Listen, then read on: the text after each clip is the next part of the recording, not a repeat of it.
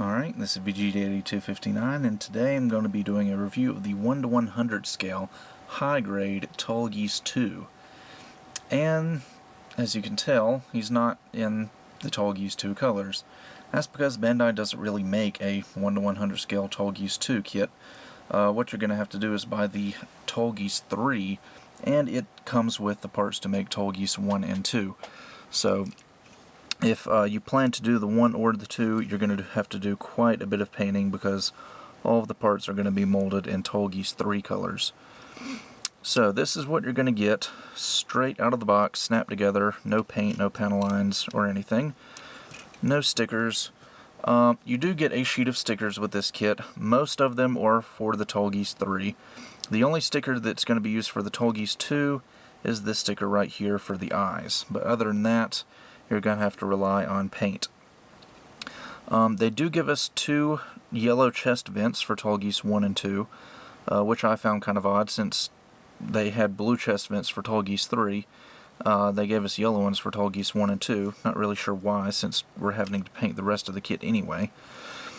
But also, of course, you get the Tallgeese 2 shield, same as the Tallgeese 1 shield actually. Can be mounted to this shoulder. And the dauber gun, which can be mounted to this shoulder. And the articulation is practically exactly the same as the Tallgeese 3 kit.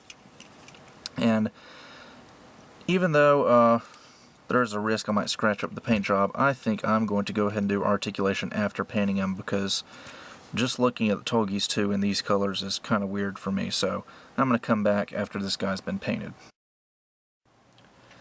And after being painted up in the proper colors, this is what the Tallgeese 2 is going to look like.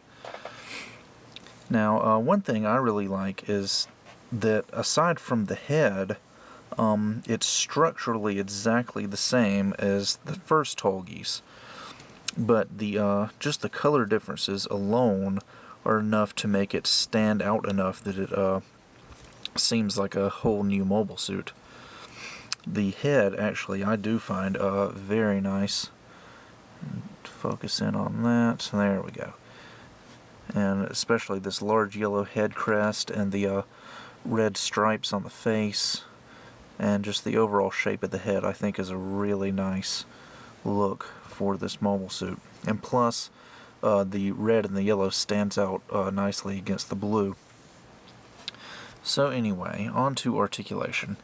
The head is going to be on a peg, just like the Tallgeese 1, and you're going to have a little bit of forward and back, no side to side, and it can rotate 360.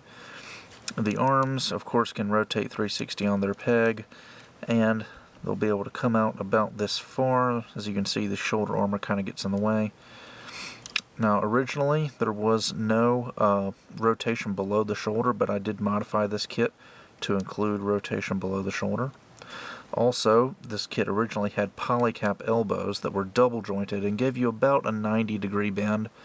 I replaced those with a plastic elbow joint, and it's a little bit less than 90 degrees, but the joint does look better than the polycaps did.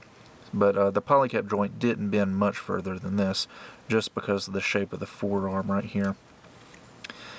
And I also replaced the hands. These are some aftermarket Kotobukiya hands. And the original hands that come with the kit are going to look like this.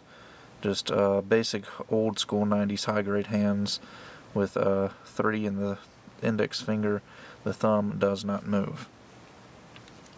So for the waist, you've got a little bit of rotation. It's going to go about that far to each side. The back skirts prevent it from rotating 360. The hips are on ball joints, so they can go forward and back and in and out a little bit. The side skirts can go forward and back and rotate a bit. The knees are double jointed, and you're going to get about a 90-degree bend out of those. And the knees are a little bit loose on this kit, so you might want to consider adding a little dab of super glue to help stiffen those up. And the ankles actually have pretty good movement, pretty good forward, backward, side to side, and rotation as well. These thruster pods on the back can go up this far, they can go down, they can rotate 360, and this little fin can come up and down, and there's a little mechanism inside so that when you open up one door, they both open.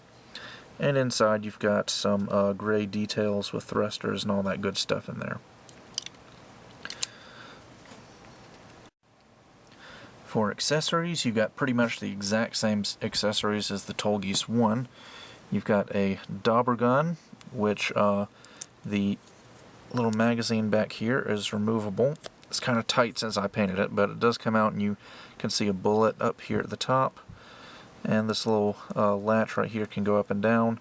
The mount that will connect it to the shoulders is on 2 polycaps, so that can move. And this little handle right here is on a ball joint, so it can swing to the side like so. And you'll just flip out a small little connector on the shoulder armor, and it'll just peg into the dauber gun, and there you go.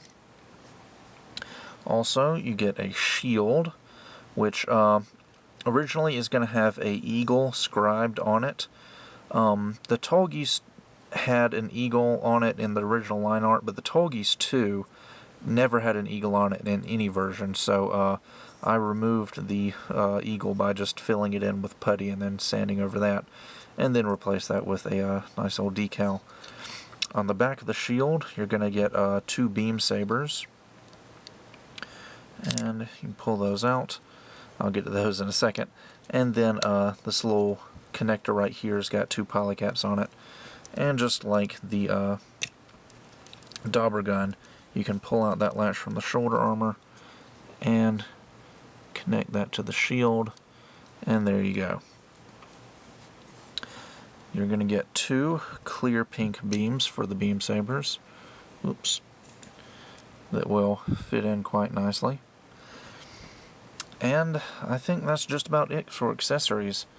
I did mention that I got some aftermarket Kotobukiya hands. I've got 2 open palms, 2 closed fists, which you can see on the Tallgeese right there, and then 2 weapon hands.